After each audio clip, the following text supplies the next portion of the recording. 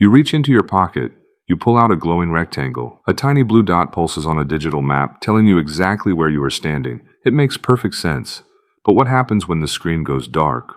For almost the entirety of human existence, you had no blue dot. You faced a terrifying reality of wilderness and endless oceans. You had to find your way across thousands of miles of hostile terrain. But the real answer to how your ancestors navigated is far stranger than you might think. They didn't just guess. They looked up. The night sky was not just a beautiful canopy of lights, it was a massive, rotating, mathematically precise compass, and your brain evolved specifically to read it. When you look at the stars today, you see random points of light. Your ancestors saw a highly organized grid. They noticed that while the entire sky seemed to spin above them, certain points remained dead still. In the northern hemisphere, Polaris sat entirely motionless, while every other star rotated around it. This was the ultimate cosmic anchor. If you walked toward it, you were moving north. Always. But what if you were in the southern hemisphere? There is no single star marking the South Pole. You had to use geometry. You found the constellation known as the Southern Cross. You drew an imaginary line down its long axis, intersecting it with another invisible line from two nearby pointer stars. That empty point of intersection in the dark sky was true south. How did an ancient mind calculate invisible geometric intersections on the fly? Your brain is a spatial processing engine. It is constantly building an invisible map of your surroundings. Deep inside your temporal lobe is a seahorse-shaped structure called the hippocampus. It handles your long-term memory, but it also handles your physical navigation in a three-dimensional world. In the year 2000, a researcher named Dr. Eleanor Maguire conducted a groundbreaking study on London taxi drivers.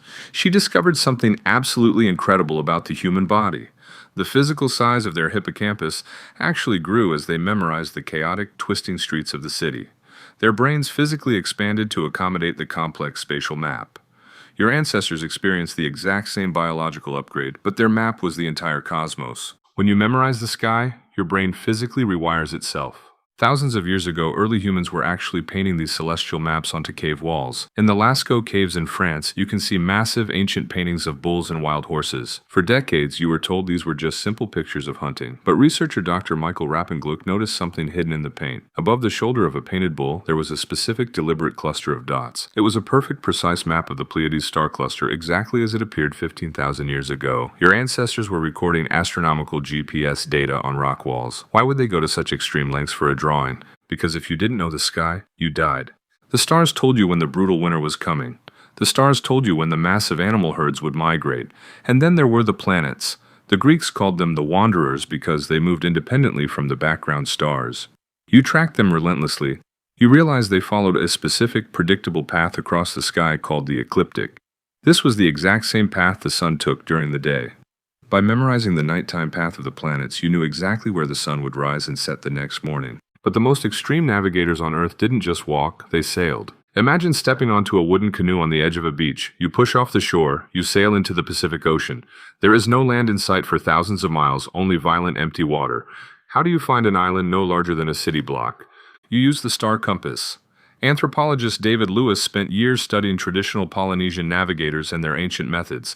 He documented a system so complex it rivals modern orbital mathematics. The navigators didn't look at constellations as pretty pictures in the sky.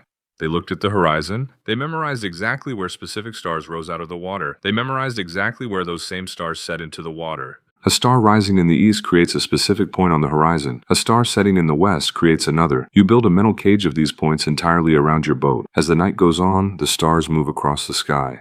But new stars rise in the exact same slots on the horizon, keeping the cage perfectly stable. You hold your direction by keeping your boat angled perfectly against this invisible cage of rising and setting lights.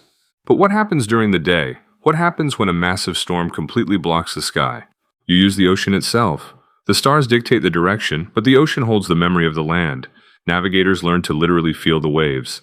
A deep rolling swell comes from the open ocean.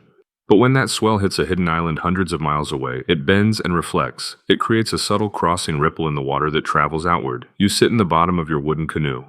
You close your eyes. You feel that crossing wave hit the wood of your boat. You are literally feeling the shadow of an island you cannot even see. You were built to do this. Your ancestors survived because they were hyper-aware of their environment. Their brains were perfectly tuned to the physical rotation of the galaxy. But today, something is changing inside your head. You no longer look up. You look down. You look at a screen. When you follow a blue dot on a digital map, your brain completely shuts off its spatial processing.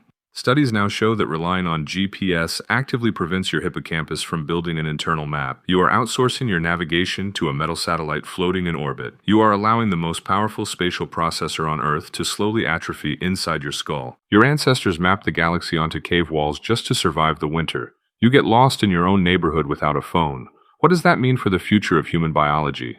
You are losing your biological connection to the physical world. The stars are disappearing behind artificial city lights. The internal map is fading away. You reach into your pocket, you pull out a glowing rectangle. A tiny blue dot pulses on a screen.